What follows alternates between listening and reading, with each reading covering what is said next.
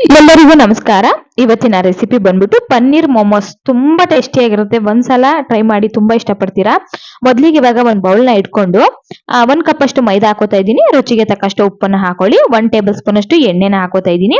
ಎಣ್ಣೆನ ಹಾಕೊಂಡು ಮೊದ್ಲಿಗೆ ಡ್ರೈ ಮಿಕ್ಸ್ ಮಾಡ್ಕೊಂಡು ಆ ನಂತರ ಸ್ವಲ್ಪ ನೀರನ್ನ ಸೇರಿಸ್ಕೊಂಡು ನಾವು ಪೂರಿ ಚಪಾತಿಗೆಲ್ಲ ಯಾವ ರೀತಿಯಾಗಿ ಹಿಟ್ಟನ್ನ ಕಲ್ಸ್ಕೊತೀವೋ ಅಷ್ಟು ಗಟ್ಟಿಯಾಗಿ ಕಲ್ಸ್ಕೊಳ್ಳಿ. ಮೇಲ್ಗಡೆ ಸ್ವಲ್ಪ ಎಣ್ಣೆನ ಸವರಿ 30 ನಿಮಿಷ ಇದನ್ನ ನೆನೆಯೋದಿಕ್ಕೆ ಬಿಟ್ಬಿಡೋಣ. ಮೈದಾ ಹಿಟ್ಟು ಚೆನ್ನಾಗಿ ನೆಂದಷ್ಟು ನಮ್ಗೆ ಹಿಟ್ಟನ್ನ ಒತ್ತೋದಿಕ್ಕೆ ತುಂಬಾ ಸಾಫ್ಟ್ ಆಗುತ್ತೆ ಅಂತಾನೆ ಹೇಳ್ಬೋದು. ಒಂದ್ ಕಡಾಯಿನ ಇಟ್ಕೊಂಡಿದೀನಿ. ಇದಕ್ಕೆ ಇವಾಗ 1 ಟೇಬಲ್ ಸ್ಪೂನ್ ಅಷ್ಟು ನಾನು ಎಣ್ಣೆನ ಹಾಕೋತಾ ಇದ್ದೀನಿ. ಸ್ವಲ್ಪ ಎಣ್ಣೆ ಬಿಸಿ ಆದ್ಮೇಲೆ ಇದಕ್ಕೆ ಒಂದು ಈರುಳ್ಳಿನ ಚಿಕ್ಕ ಕಟ್ ಮಾಡಿ ಹಾಕೋತಾ ಇದ್ದೀನಿ.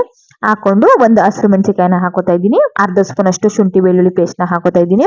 ಹಾಕೊಂಡು ಚೆನ್ನಾಗಿ ಹುರ್ಕೋಬೇಕಾಗುತ್ತೆ. ಲೋ ಫ್ಲೇಮ್ ಅಲ್ಲಿ ಇಟ್ಕೊಂಡು 1-2 ನಿಮಿಷ ಚೆನ್ನಾಗಿ ಹುರ್ಕೊಳ್ಳಿ. ಇದಕ್ಕೆ ಇವಾಗ 1 ಕಪ್ ಅಷ್ಟು ಎಲೆಕೋಸನ್ನ ಹಾಕೋತಾ ಇದ್ದೀನಿ. ಸಾಧ್ಯವಾದಷ್ಟು ಎಷ್ಟು ಸಾಧ್ಯನೋ ಅಷ್ಟು ಚಿಕ್ಕದಾಗಿ ಕಟ್ ಮಾಡೋಕೆ ಟ್ರೈ ಮಾಡಿ. ಮತ್ತೆ 1 ಕ್ಯಾರೆಟ್ ನ ತುರ್ದು ಹಾಕೋತಾ ಇದ್ದೀನಿ.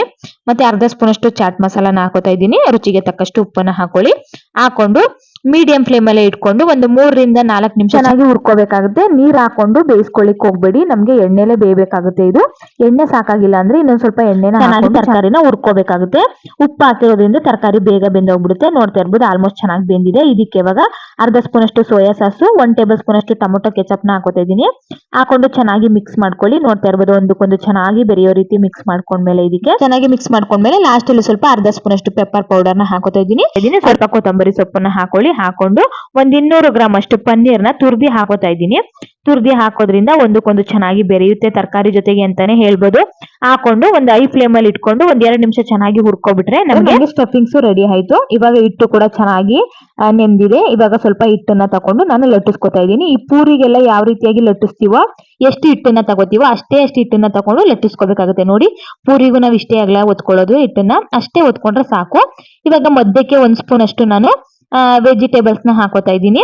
ಹಾಕೊಂಡು ನೀಟಾಗಿ ಈ ರೀತಿಯಾಗಿ ಫೋಲ್ಡ್ ಮಾಡ್ಕೋಬೇಕಾಗುತ್ತೆ. ನಾವು ಸೀರೆ ಎಲ್ಲ ನರಿ ಯಾವ ರೀತಿ ಹಿಡಿತೀವೋ ಆ ರೀತಿಯಾಗಿ ಇಟ್ಕೊಂಡು ಮೇಲ್ಗಡೆ ಸ್ವಲ್ಪ ಪ್ರೆಸ್ ಮಾಡ್ಕೊಂಡ್ರೆ ಮೋಮೋಸ್ ರೆಡಿ ಆಯ್ತು ಅಂತಾನೆ ಹೇಳ್ಬೋದು. ಸುಲಭವಾಗಿ ಮಾಡ್ಕೋಬಹುದು.